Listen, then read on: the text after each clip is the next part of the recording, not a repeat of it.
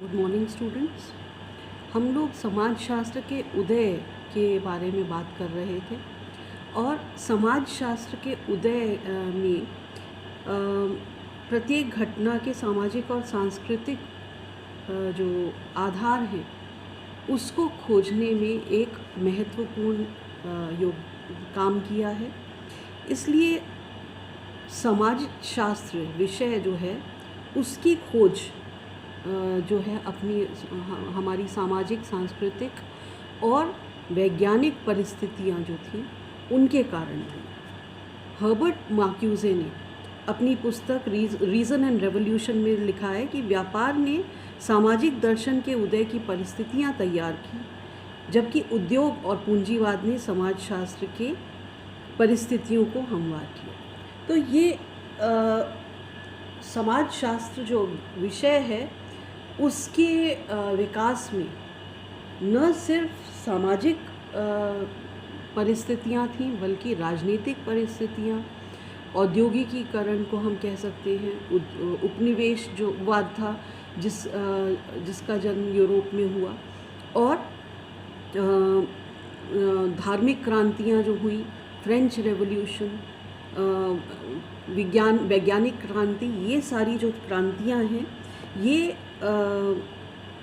समाजशास्त्र के योगदान के जन्म के लिए बहुत महत्वपूर्ण कारक माने गए हैं। क्रिस्टोफर हिल ने अपनी पुस्तक from Reformation to industrial revolution में इस बात की चर्चा करी है कि क्रांति, जब हम वर्ड यूज़ कर रहे हैं औद्योगिक क्रांति, तो क्या औद्योगिक क्रांति सही वर्ड है इसको बोलने का?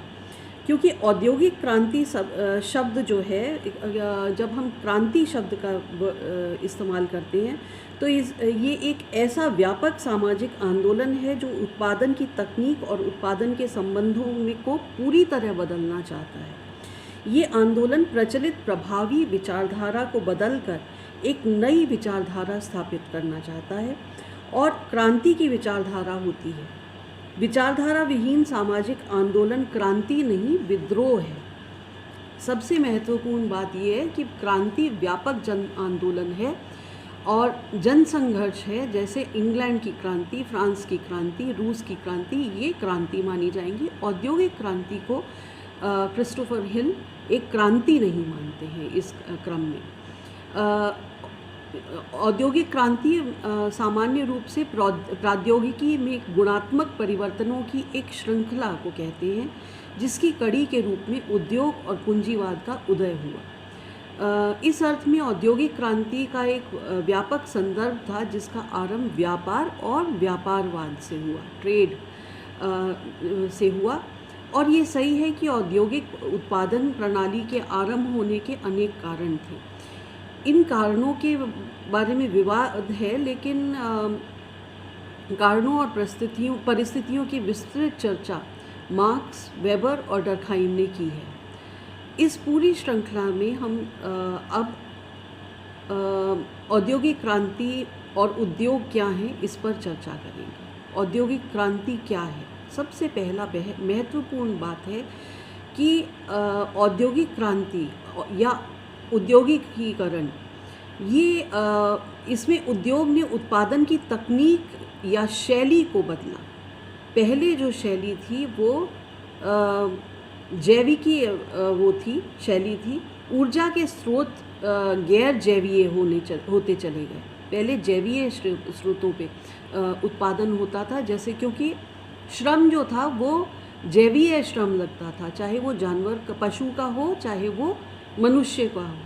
तो अगर उद्योग हैं, कुटीर उद्योग हैं, उसमें श्रम बहुत ज़्यादा, मनुष्य का श्रम बहुत ज़्यादा होता था।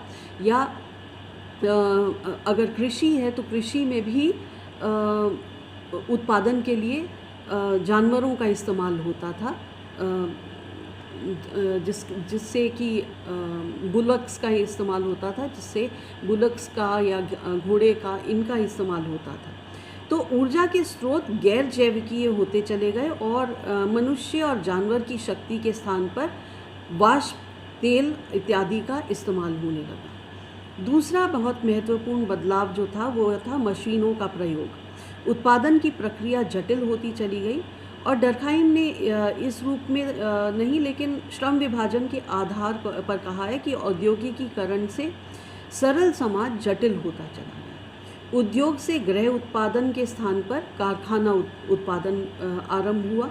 मार्क्सवादी शब्दावली में उत्पादन की शक्तियाँ बदल गईं और उत्पादन के संबंध बदल गए। उत्पादन की शक्तियाँ और उत्पादन के संबंध, forces of production, means of production और रिलेशंस ऑफ प्रोडक्शन, इनमें परिवर्तन आया। जब हम बात करते हैं कि फोर्सेस ऑफ प्रोडक्शन कैसे परिवर्तित हुए, ये जब हम मार्क्स डिस्कस करेंगे तो हिस्टोरिकल मटेरियलिज्म में आप 5 स्टेजेस जो हैं उसमें आप देखेंगे कि किस तरह से उत्पादन की जो शक्तियां हैं उनके परिवर्तन आने से उत्पादन के संबंध जो हैं उनमें भी परिवर्तन आता है और इस कारण से नए समाज की स्थापना होती है।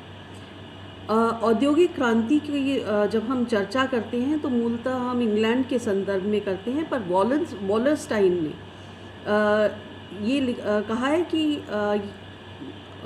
पूंजीवाद का विकास मूल रूप से हॉलैंड और नीदरलैंड में हुआ। अब औद्योगिक क्रांति के लक्षण क्या हैं, इस के बारे में जानने की कोशिश करें। कृषि का औद्योगिकीकरण विशेष महत्व का है क्योंकि इससे एक ओर उद्योगों का बाजार बढ़ा और दूसरी ओर किसान परिवारों से उद्योगों को मजदूर और बहुत बार कुशल मजदूर मिले। इसके अतिरिक्त कपड़ा उद्योग, कोयला खदान, धातु उद्योग में पूंजीवाद निवेश से उपनिवेशों के में कब्जा करने में सहायता की।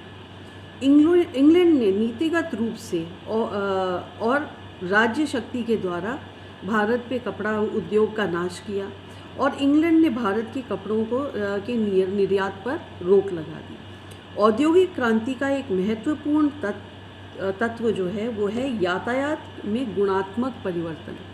यातायात के साधन जैसे जैसे परिवर्तित होते चले गए, पहले घोड़ा गाड़ी या बुलक कार्ट्स यूज़ होती थी, उसके स्थान पर जो कि बहुत टाइम लगाती थी, उसके स्थान पर जब रेल का यातायात स्टीम इंजन शुरू हुए उससे बहुत क्रांतिकारी परिवर्तन आए, क्योंकि एक तो डिस्टेंस कम हुआ, टाइम कम हुआ और साथ ही साथ लोग जो हैं एक जगह से दूसरी जगह जाने लगे और उस जाने के साथ साथ वो जानने लगे कि किस प्रकार से विभिन्न प्रकार के लोग होते हैं। पहले वो कूपमंडू की तरह रहते थे और इसके कारण ये परिवर्तन आया। 18वीं शताब्दी से पहले नहरों के विकास और सड़कों के विकास से ये संभव हुआ, लेकिन रेलवे के आरंभ होने पर इसने पूरी यातायात व्यवस्था को बदल दिया। इससे कच्चे माल की ढुलाई, निर्मित माल के वितरण और मजदूरों के यातायात को भी आसान बना दिया। यातायात के विकास के साधनों का विकास औद्योगिक विकास से अलग नहीं था, लेकिन इससे औद्योगिक प्रणाली एक प्रकार से विस्तृत हो गई। औद्योगिक क्रांति का एक पक्ष जनसंख्यात्मक संक्रमण था और इस कारण ये कारण और लक्षण नहीं बल्कि परिणाम था। 18वीं शताब्दी के उत्तरार्ध में ये शुरू हुआ। मृत्यु दर घटी, विवाह कम आयु में होने शुरू हुए और जनसंख्या बढ़ी। इन्हीं कारणों से रॉबर्ट थॉमस मैल्थस ने an essay in the principles of population बहुत महत्वपूर्ण कृति है मैल्थस की, जनसंख्या वृद्धि के ऊपर, और उन्होंने ये पुस्तक लिखी। वो कहते हैं, मैल्थस कहते हैं कि जनसंख्या जो है वो अरिथमेटिक प्रोग्रेशन में बढ़ती है, जबकि उत्पादन जो है वो ज्योमेट्रिक प्रोग्रेशन में बढ़ता है। अब इसका उत्पादन जो है वो अरिथमेटिक प्रोग्रेशन में बढ़ता है और जो जनसंख्या है वो ज्योमेट्रिक प्रोग्रेशन में। मतलब जैसे एक परिवार में पहले एक व्यक्ति जो है शादी करता है, उसके 2 बच्चे होते हैं, फिर वो 2 से 4 हो जाते हैं, 4 से 4 से 16 हो जाते हैं। इस तरह से जनसंख्या वृद्धि जो है वो ज्योमेट्रिकल प्रोग्रेशन में है, जबकि उत्पादन जो है वो सीमित ही रहता है। आप कितनी भी कोशिश कर लें, कितनी भी नए से नए बीज तैयार कर लें, नई कृषि की तकनीक इस्तेमाल कर लें, कितनी भी फर्टिलाइज़र इस्तेमाल कर लें, आप मैक्सिमम जो है उत्पादन डबल कर सकते हैं, उससे ज़्यादा नहीं कर सकते। तो ये जो उत्पादन के साधन है, और इस वजह से जनसंख्या का प्रेशर जो है वो संसाधनों पे पड़ता है, और इस वजह से जनसंख्या विस्फोट की जो हम बात करते हैं वो इसी कारण से है। अब औद्योगिकीकरण की जब हम सैद्धांतिक व्याख्या करें तो औद्योगिक क्रांति या उद्योग और पूंजीवाद का उदय अनपेक्षित रूप से हुआ था। उत्पादन की प्रौद्योगिकी में जो गुणात्मक परिवर्तन हुआ वो पूंजीवाद के संदर्भ में हुआ, और यहाँ पे इसका अर्थ ये है कि उद्यमियों ने मुनाफे और धन संग्रह के लिए उत्पादन की शैली को बदला। पहले मुनाफे को खराब माना जाता था, धार्मिक रूप से ये खराब माना जाता था, लेकिन धीरे धीरे जैसे जैसे प्रोटेस्टेंट धर्म आया तो कैल्विन ने, मार्टिन लूथर ने इसे एक पॉजिटिव, एक सकारात्मक दृष्टिकोण दिया, और प्रोटेस्टेंट धर्म के प्रचारक जो कैल्विन थे और उनकी अनुयायियों ने मुक्ति के उद्देश्य से कठिन परिश्रम किया और संयमित जीवन जिया। इससे बचत हुई, और इस बचत से ही निवेश की ज़मीन तैयार हुई, जिससे पूंजीवाद का अप्रत्यक्ष, अनपेक्षित और अप्रत्याशित रूप से उदय हुआ। वेबर को इस व्याख्या के कारण बड़ी प्रसिद्धि, वेबर ने ये व्याख्या करी है, और उन्होंने ये जो Protestant ethic and the spirit of capitalism अपनी पुस्तक, उसमें ये व्याख्या करी, और लेकिन ये मार्क्स के विचारों से बिल्कुल ही उल्टी थी। मर्टन, पार्सन्स इत्यादि ने भी वेबर की व्याख्या का समर्थन किया। मर्टन ने इस व्याख्या से प्रेरित होकर अनपेक्षित क्रिया यानी कि सेरेंडिपिटस एक्शन का सिद्धांत दिया। डर्कहाइम ने श्रम विभाजन यानी कि समाज में आर्थिक विकास के स्तर और समाज की आवश्यकताओं के अनुरूप एक व्यक्ति की योग्यता और रुचि के अनुरूप प्रत्येक व्यक्ति में श्रम के वितरण को उद्योग और पूंजीवाद का आवश्यक लक्षण माना है। श्रम विभाजन, जैसे जैसे समाज में श्रम विभाजन होता है वैसे वैसे समाज ज़्यादा विकास की ओर बढ़ता है। डर्कहाइम के अनुसार श्रम विभाजन का आरंभ समाज में नैतिक घनत्व, दो बातें करते हैं वो, नैतिक घनत्व और भौतिक घनत्व। तो ये कहते हैं कि श्रम विभाजन का आरंभ समाज में नैतिक घनत्व यानी सामाजिक संपर्क और सामाजिक एकता के बढ़ने के कारण हुआ, तथा भौतिक घनत्व यानी कि जनसंख्या के आकार और घनत्व में बढ़ने से हुआ। बार्न्स और बेकर, जिनकी हमने बात करी थी पिछली क्लास में, social thought from lower to science, उन्होंने अपनी किताब में लिखा है कि डर्कहाइम के विचारों में असंगतता है, क्योंकि डर्कहाइम स्वयं कहते हैं कि सामाजिक तथ्य यानी कि अर्थात उद्योग का कारण दूसरा सामाजिक तथ्य ही हो सकता है। डर्कहाइम ने जनसंख्या को इसका कारण बना दिया जो एक जैविक तथ्य है।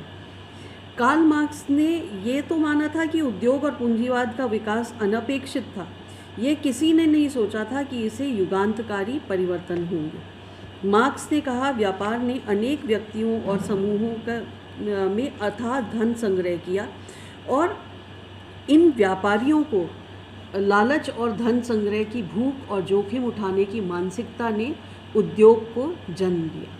मार्क्स कहते हैं कि अनेक कारण थे औद्योगिकीकरण के, जैसे कि राजाओं ने युद्ध सामग्री को विकसित करने के लिए प्रोत्साहित किया, अनेक सम्राटों ने मुनाफे के लिए व्यापार में धन लगाया, उपनिवेशवाद पर धन लगाया, और हम भी जानते हैं कि भारत में रानी विक्टोरिया जो थी, क्वीन विक्टोरिया, उन्होंने ब्रिटिश ईस्ट इंडिया कंपनी में उनका भी 40% हिस्सा था।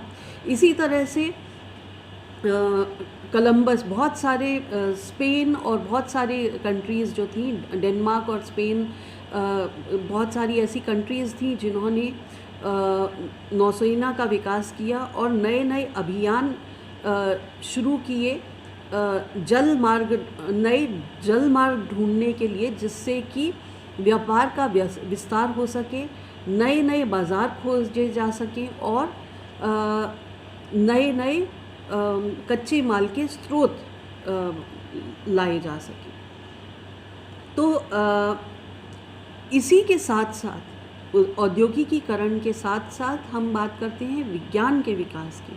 15वीं और 16वीं शताब्दी में से वैज्ञानिक जानकारियाँ और उपकरणों का विकास होने लगा था, और इस संबंध में कोपरनिकस, ब्रूनो, फिर ब्राहे, केपलर, गैलीलियो, इन्होंने जो हमारी जो समझ थी हमारे विश्व की, हमारी पारिस्थितिकी की, उसकी समझ में परिवर्तन आया।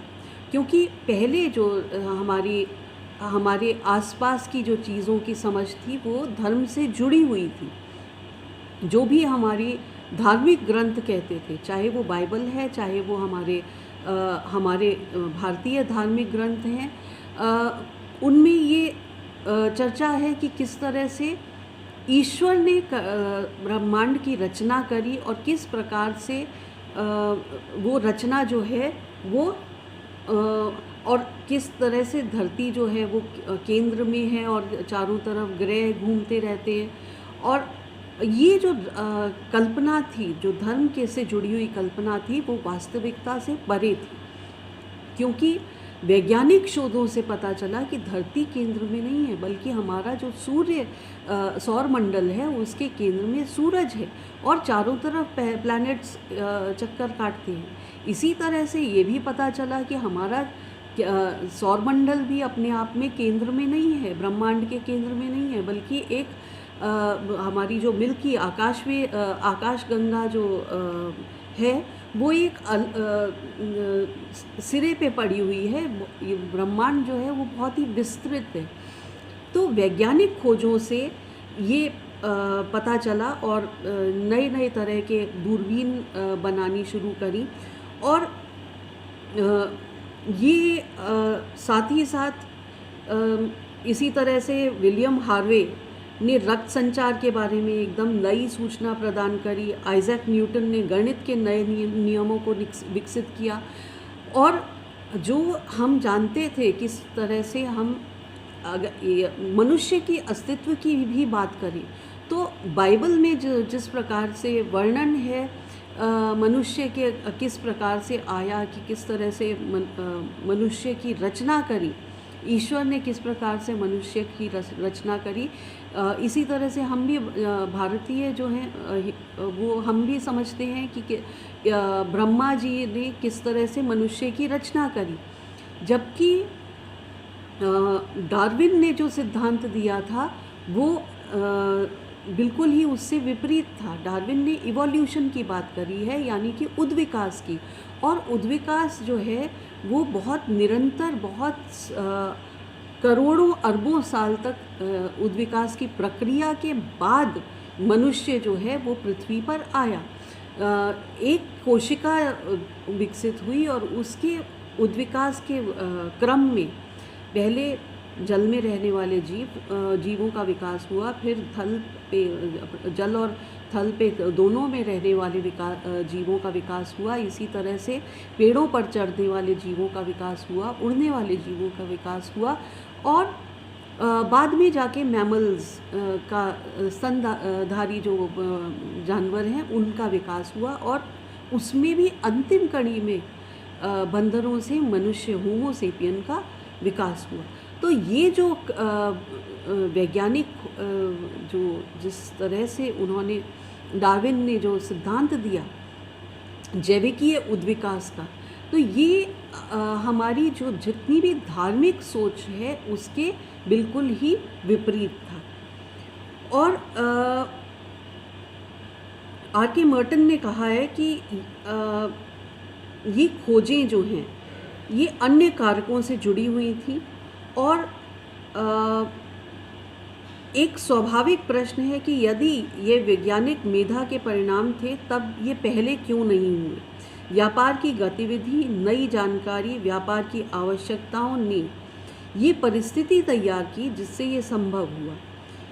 लेकिन ये बात भी जानने की है कि अधिकतर वैज्ञानिक खोजें इटली में और चर्च से जुड़े लोगों ने करी। अब हम बात करते हैं धर्म सुधार आंदोलनों की। बर्नस्टाइन ने कहा है कि पूंजीवाद के कारण धर्म सुधार आंदोलन और विशेष रूप से प्रोटेस्टेंट धर्म का उदय हुआ। यदि ये सही नहीं भी है तो भी मानना पड़ेगा कि व्यापार और धन की महत्वाकांक्षा ने धार्मिक कर्मकांडों को कम करने की वकालत करी। अब धीरे धीरे व्यापार में भी वृद्धि होने लगी और उद्योग और पूंजीवादी उत्पादन बहुत महंगा था। ये इसमें बहुत पूंजी की आवश्यकता थी। छोटी मशीनें हो तो पूंजी कम लगती है और बड़े व्यापार कारखाने के लिए अधिक धन की आवश्यकता होती है। ये धन व्यापार को प्रदान किया और व्यापार ने विशेष रूप से अंतर्राष्ट्रीय व्यापार ने यूरोप में अनेक बड़े बड़े व्यापारी घरानों को विकसित किया। उनके पास अधिक धन था, वे राजनीति को प्रभावित करते थे और उन्होंने बड़े बड़े जहाज़ों और कारखानों के निर्माण में अपना धन लगाया। व्यापार ने ही उपनिवेश को विकसित किया। उपनिवेशों से यूरोप की कंपनियों ने बहुत धन कमाया। नए व्यापारी मार्गों और सस्ते माल के निर्माण के लिए इस धन का प्रयोग हुआ। अब औद्योगिक क्रांति के जो कारक थे मुख्य रूप से क्या थे? एक महत्वपूर्ण कारक था कि अंतर्राष्ट्रीय व्यापार में क्योंकि फ्रांस और इंग्लैंड हमेशा आपस में लड़ते रहते थे, तो इटली जो है अंतर्राष्ट्रीय व्यापार में हॉलैंड और इंग्लैंड और इटली ये अंतर्राष्ट्रीय व्यापार पे हावी हुए। और इसका ये कारण था कि हॉलैंड ने सस्ते और बड़े जहाज़ बनाए जिन्हें वो लुईट कहते हैं। उससे माल की ढुलाई सस्ती हो गई। इंग्लैंड भी वहाँ के व्यापारी भी इन्हीं जहाज़ों का प्रयोग करते थे और ऐसे समय में जब व्यापारी प्रतियोगिता बहुत अधिक थी, ये एक बड़ी उपलब्धि थी। इंग्लैंड और हॉलैंड की आर्थिक उन्नति की प्रमुख उपलब्धि ये रही कि ये यहाँ पे एक सक्रिय और साहसी बुर्जुआ था, यानी कि पूंजीपति और उद्यमी थे, एंटरप्रेन्योर्स थे, जो नए व्यापार के रास्तों को खोजने में, नए क्षेत्रों को खोजने में, हम जानते हैं कोलंबस ने अमेरिका की खोज करी। तो ये ऐसे उद्यमी थे जो बहुत ही साहसी थे और ढर्रे पर चलने वाले नहीं थे। इन्होंने बड़ी कल्पनाशीलता, साहस और सांगठनिक क्षमता से उत्पादन को संगठित किया और अधिक से अधिक धन और मुनाफा कमाना चाहा। 1800 ईस्वी के बाद होने वाली औद्योगिक क्रांति की जो ज़मीन थी वो इसी कारण बनी क्योंकि छोटे किसान मजदूर बन गए और उभरते हुए कारखानों में उन्होंने श्रमिक का कार्य करना शुरू कर दिया। रैल्फ डैरेंडॉर्फ इन्हें शिल्पकार पूंजीपति कहते हैं। नए उद्योगपतियों ने आवश्यकताओं के अनुसार और परिस्थितियों के अनुरूप पहले साझा कंपनियों को बनाया, फिर शेयर बाज़ार बनाए जिससे सरलता से पूंजी उपलब्ध हो सके। इससे वित्तीय संस्थानों का गठन हुआ, सूचना के आदान प्रदान का व्यापक जाल तैयार किया गया और इसके साथ ही उत्पादन, निर्माण और सेवा का सृजन के नए अवसरों की तलाश शुरू हुई। अब उद्योग के क्या क्या परिणाम थे? इन परिवर्तनों से नई जिनसें, नए बाज़ार, नए व्यापारिक मार्ग उपलब्ध हुए, समृद्धि आई। जैसे कि सिमेल कहते हैं कि जिसे उन्होंने पुण्य प्रकाश या एपिफनी कहा है इन परिवर्तनों ने से सामाजिक और सांस्कृतिक परिवर्तन भी हुए, नए जीवन सिद्धांत का उदय हुआ, प्यूरिटनिज्म का उदय हुआ और कैथोलिक धर्म और को प्रोटेस्टेंट धर्म ने कैथोलिक धर्म की मान्यताओं को चुनौती दी। व्यक्तिवाद का उदय पहली बार हुआ, वैज्ञानिक दृष्टिकोण का उदय हुआ, क्योंकि पहले जो था प्रबोध काल या जब हम एनलाइटनमेंट की बात करते हैं तो उस काल से पहले अंधकार के युग में, डार्क एजेस की बात करें तो उसमें व्यक्ति की को किसी भी प्रकार की स्वतंत्रता नहीं थी। वो कहीं ना कहीं सामंतों के अंडर या चर्च के अंडर, पोप के अंडर, बिशप के अंडर आता था। वो अपनी खुद की कोई भी सोच, अपनी इच्छा रखने के लिए स्वतंत्र नहीं था। तो ये पहली बार यहाँ पे व्यक्तिवाद का उद्भव हुआ और धन उत्पादन का साधन बन गया और दार्शनिकों ने इसे एक कालचक्र के रूप में भी देखा है। उद्योग और पूंजीवाद का जो स्वरूप था वो सभी देशों में एक जैसा नहीं था। कहीं अलग ज़्यादा विकास हुआ और कहीं कम हुआ। अब उद्योग और पूंजीवाद से समाज में समस्याएं भी बहुत ज़्यादा उत्पन्न हुई। पूंजीवाद जैसे जैसे औद्योगिकीकरण बढ़ा, नगरीकरण होने लगा और किसान गाँव से किसान उठ के जो कृषक थे वो उद्योगों में काम करने के लिए चले आए।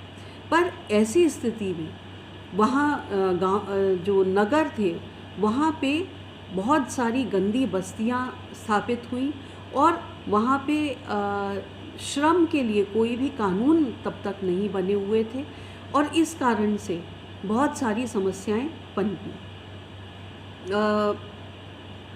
पूंजीवाद पूरे समाज का आर्थिक एकीकरण तो करता है और यहाँ से मतलब वस्तुओं, सेवाओं और विशेषताओं का उत्पादन, वितरण और विनिमय इसमें सम्मिलित होता है। इसके कारण क्षेत्रीय और स्थानीय स्वयं संपूर्ण अर्थव्यवस्थाएं होती हैं वो समाप्त हो जाती हैं। पूंजीवाद के पहले भी बड़े अत्यधिक महत्वपूर्ण सेवाएं और अत्यधिक कुशलता वाली विशेषताएं देश और समाज के स्तर पर उपलब्ध होती थी, लेकिन अन्य वस्तुओं और सेवाओं और विशेषज्ञताओं के लिए का उत्पादन क्षेत्रीय और स्थानीय स्तर पर होता था। उद्योग और पूंजीवाद के कारण पूरे देश की अधिकांश वस्तुओं का उत्पादन और व्यापार केंद्रीय स्तर पर होने लगा। इससे देश में समृद्धि बढ़ी, उद्योगपतियों और व्यापारियों के पास अर्थात धन संपत्ति संग्रहित होनी शुरू हुई और क्षेत्रीय और स्थानीय स्वयं संपूर्ण अर्थव्यवस्थाएं समाप्त होती चली गई। इन क्षेत्रीय और स्थानीय अर्थव्यवस्थाओं की समृद्धि कम होती है, लेकिन इनकी एक विशेषता थी कि इससे सभी लोग निर्भरता के स्तर पर जीने लायक हो गए। अब यहाँ पे गरीबी, दरिद्रता बड़े पैमाने पर बढ़ गई और शहरों की ओर लोग आने लग गए और इससे धीरे धीरे हम देखते हैं कि अपराध में भी वृद्धि हुई। पूंजीवाद को हम एक सीमित पैमाने पर अपराध की अनिवार्य आवश्यकता मानते हैं, लेकिन आरंभिक पूंजीवाद में ये बहुत बढ़ गया। इसी तरह सामाजिक बुराइयां जैसे वेश्यावृत्ति, शराबखोरी भी बढ़ गई।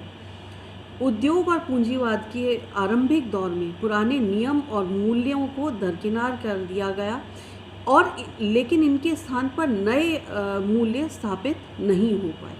राजनीति में भी सामंत और जागीरदार अपनी प्रतिष्ठा खो बैठे थे और उनकी जो महत्व था वो समाज में धीरे धीरे कम होता गया और उद्यमियों का या पूंजीपतियों का महत्व बढ़ता चला गया। ये शासक वर्ग जो था वो इसे बर्दाश्त नहीं कर पाया और व्यापारी और उद्योगपति तथा मध्यम वर्ग के सदस्यों को राजनीतिक सत्ता तो अनेक क्षेत्रों में मिल गई, लेकिन इन्हें पर्याप्त वैधता नहीं मिली। इसके कारण अराजकता की स्थिति उत्पन्न हुई। तो ये सारी समस्याएं जो थी वो उत्पन्न हुई। बार्न्स और बेकर ने भी इसकी चर्चा करी है। और इस स्थिति में ब्रिटिश शासक वर्ग ने, यानी कि सामंत, पादरी और नए व्यापारियों और पूंजीपतियों ने पर्याप्त दूरदर्शिता का परिचय दिया। इन्होंने एक और मजदूर वर्ग की सुविधाओं को सामाजिक नीति के आधार तक पर बढ़ाया। व्यापक स्तर पर सामाजिक सर्वेक्षण किए गए। टीबी बॉटमोर ने इन सर्वेक्षणों को समाजशास्त्र के आरंभ के लिए एक पृष्ठभूमि के रूप में देखा है। शासक वर्ग ने अपनी कल्पनाशीलता और सूझबूझ और दूरदर्शिता से बिगड़ती स्थिति को प्रबंधित किया।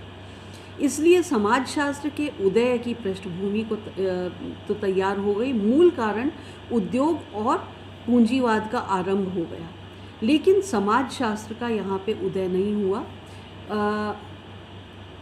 बहुत सारे जो विद्वान हैं, जैसे वो स्कॉटिश नवजागरण के विद्वान जो हैं, जैसे डेविड ह्यूम, उन्होंने अ ट्रीटाइज ऑफ ह्यूमन नेचर में लिखा है कि समाज शास्त्र जो है उसका उदय इन कारणों से नहीं हुआ। उसके कारण कुछ और थे, वो हम कल डिस्कस करेंगे। धन्यवाद।